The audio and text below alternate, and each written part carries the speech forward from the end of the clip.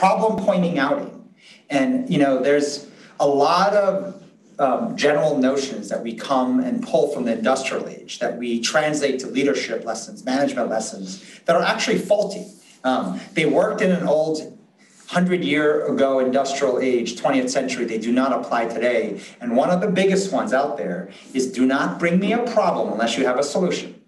And instead, I want you to think about the level of complexity and how large and just unknown and difficult the challenges of life are today. So I like to look at most things as puzzles.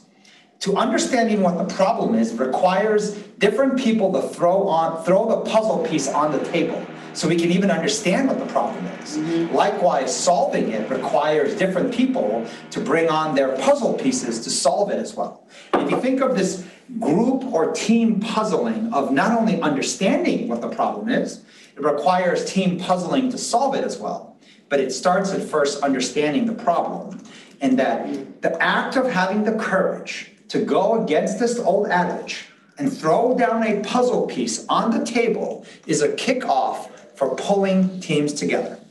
To understand a problem properly, you have to recognize almost all of us only have a partial view of the problem. Right. So the first one to have the courage to throw down what they're not even sure, it might sound idiotic and kind of like half-witted by throwing in a partial puzzle piece, but we created this term called NQR, not quite right. Mm-hmm. Something is not quite right, I'm going to throw it on the table. Right. And that is the going first that initiates others to come and say, I have a piece too that's a little NQR, throw it on the table. That's pulling people together.